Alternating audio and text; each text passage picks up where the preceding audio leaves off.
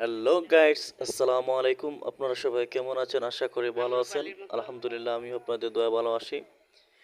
যেহেতু এখন বৃষ্টির সিজন, এই বৃষ্টি আসে, এই আবার রোদ ওঠে।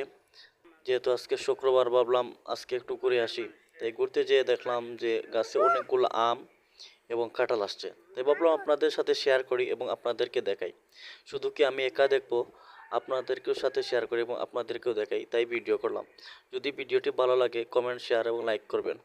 আশা করি পাশে থাকবেন এবং ভিডিওটি দেখতে থাকবেন। আসসালামু আলাইকুম।